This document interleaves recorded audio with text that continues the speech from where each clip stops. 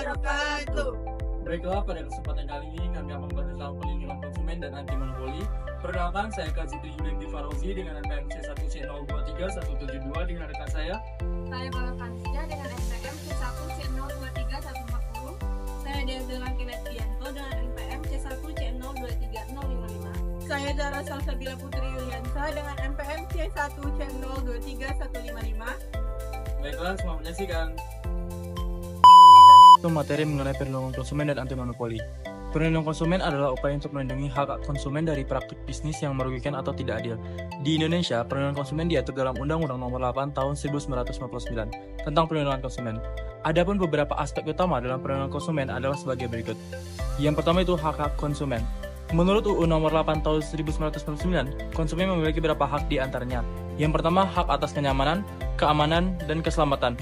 Konsumen berhak mendapatkan barang atau jasa yang aman dan tidak membahayakan kesehatan. Yang kedua, hak atas informasi yang benar, jelas, dan jujur.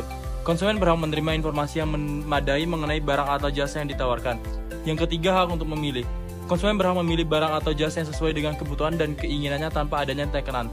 Yang keempat, hak untuk didengar pendapat dan keluhannya. Konsumen berhak mengajukan keluhan dan mendapatkan penyelesaian yang adil. Yang kelima, yaitu hak atas ganti rugi. Konsumen berhak untuk mendapatkan ganti rugi jika barang atau jasa yang diterima tidak sesuai dengan yang dijanjikan. Adapun yang kedua yaitu kewajiban pelaku usaha. Pelaku usaha memiliki kewajiban untuk yang pertama itu memberikan informasi yang jelas tentang barang atau jasa yang ditawarkan. Yang kedua yaitu menjamin kualitas dan keamanan barang atau jasa yang dijual. Dan yang ketiga itu menyediakan saluran pengaduan atau keluhan bagi konsumen.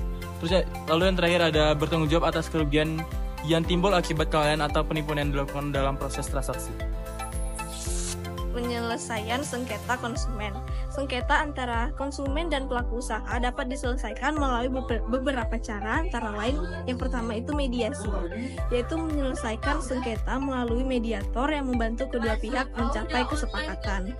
Yang kedua itu lembaga penyelesaian sengketa konsumen atau LPSK, yaitu badan yang dibentuk untuk menyelesaikan sengketa antara konsumen dan pelaku usaha secara cepat dan efisien. Yang selanjutnya itu ada pengadilan. Jika mediasi tidak berhasil, sengketa dapat dibawa ke pengadilan. Selanjutnya itu ada sanksi untuk pelanggaran.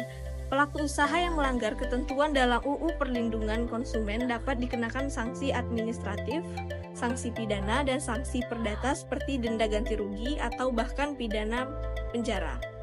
Yang kedua itu ada anti-monopoli. Anti-monopoli adalah upaya untuk mencegah adanya praktik monopoli dan persaingan usaha yang tidak sehat.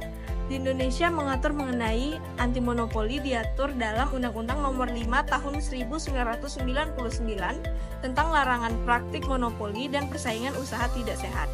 Undang-undang ini bertujuan untuk menciptakan iklim persaingan yang sehat di pasar yang akhirnya akan menguntungkan konsumen dan perekonomian. Selanjutnya itu ada A. Praktik monopoli. Monopoli terjadi ketika suatu perusahaan atau kelompok usaha menguasai sebagian besar pasar untuk suatu barang atau jasa, yang memungkinkan mereka untuk mengendalikan harga dan pasokan tanpa adanya kompetisi. Monopoli dapat mengurangi kualitas barang atau jasa, serta membatasi pilihan konsumen. Selanjutnya itu ada B. Praktik persaingan usaha tidak sehat. Praktik ini meliputi beberapa hal antara lain. Yang pertama itu ada kartel, kesepakatan antara pelaku usaha untuk mengatur harga atau pembagian pasar dengan cara yang merugikan konsumen. Dua, itu ada penggabungan atau akuisisi yang merugikan persaingan. Penggabungan perusahaan yang dapat mengurangi kompetisi di pasar dan menciptakan dominasi pasar yang tidak sehat. Yang ketiga itu ada diskriminasi harga. Penetapan harga yang berbeda untuk konsumen yang berbeda tanpa alasan yang sah, yang dapat merugikan konsumen atau pesaing. Yang keempat itu ada penyalahgunaan posisi dominan. Perusahaan yang memiliki kekuatan pasar yang dominan tidak boleh menggunakan kekuatan tersebut untuk merugikan pesaing atau konsumen. Selanjutnya itu ada C. Pelarangan praktik monopoli dan persaingan tidak sehat. Undang-Undang Nomor 5 Tahun 1999 melarang 1. Monopoli, penguasaan pasar oleh satu atau beberapa pelaku usaha yang dapat merugikan konsumen atau persaingan usaha. 2. kedua itu ada pengaturan harga atau pembagian pasar. Kartel atau perjanjian yang bertujuan mengatur harga jumlah produksi atau distribusi barang dan jasa secara tidak wajar. Yang ketiga itu ada diskriminasi dalam persaingan. Penyalahgunaan posisi dominan untuk mendiskriminasikan harga atau syarat yang merugikan pesaing atau konsumen. Baiklah, materi yang akan saya sajikan adalah yang pertama, Komisi Promosi Persaingan Usaha atau KPPU. KPPU adalah lembaga yang diberikan kewenangan untuk mengawasi dan menegakkan aturan terkait praktik monopoli dan persaingan usaha tidak sehat. KPPU dapat melakukan penyelidikan terhadap pelanggaran hukum serta memberikan sanksi yang meliputi denda dan bahkan pembubaran perusahaan. Lalu yang selanjutnya adalah sanksi untuk pelanggaran anti monopoli.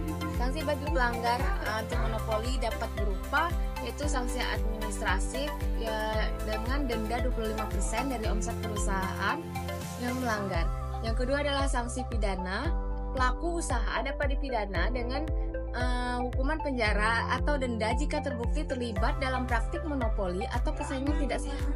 Yang ketiga itu pembatalan kesepakatan. Jika suatu perjanjian atau merger bertentangan dengan undang-undang, maka perjanjian tersebut bisa dibatalkan. Lalu selanjutnya itu tujuan dari anti monopoli sendiri.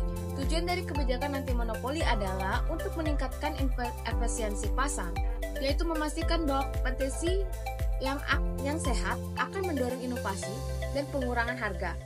Lalu untuk melindungi konsumen akan diuntungkan dengan adanya persaingan yang sehat karena tidak memiliki banyak pilihan dengan harga yang lebih wajar. Yang selanjutnya itu menjaga iklim bisnis agar tetap sehat, yaitu mencegah praktik anti kompetitif yang dapat merugikan perusahaan lain yang lebih kecil.